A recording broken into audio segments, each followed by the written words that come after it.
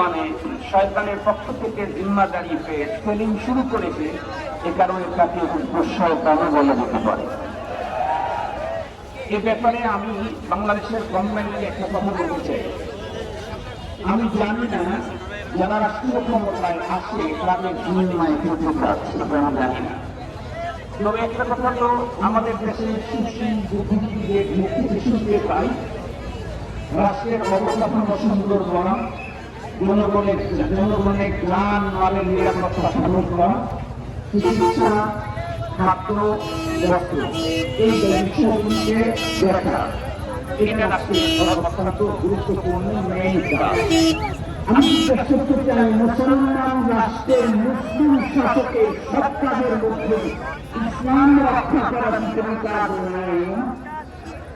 যদি থেকে থাকে তাহলে বলবো, অতীতে তো আমরা দেখেছি করোনা যখন আক্রমণ করলো এই পৃথিবীতে, করোনার ভাইরাসটা একদম সূক্ষ্ম, যা স্বাভাবিক চোখে কেউ দেখতে পারে নাই, কিন্তু আল্লাহ তাআলা এই পৃথিবীর চিকিৎসা বিজ্ঞানে এক্সপার্ট যারা, তাদেরকে আল্লাহ তাআলা যোগ্যতা দিয়েছেন ভাইরাস যত সূক্ষ্ম রূপে আক্রমণ করুক, আল্লাহ তাআলা চিকিৎসা বিজ্ঞানীদেরকে সেটাকে শনাক্ত করে জাতির সঙ্গে তারা আবিষ্কার করবার যোগ্যতা দিয়েছেন।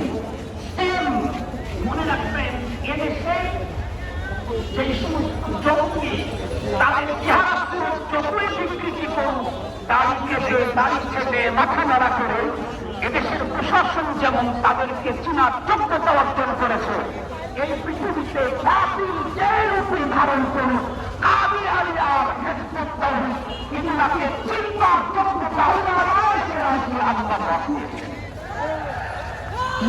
কারণে মানুষের স্বাস্থ্য সুরক্ষার জন্য ডাক্তারদের মেডিকেল সায়েন্সে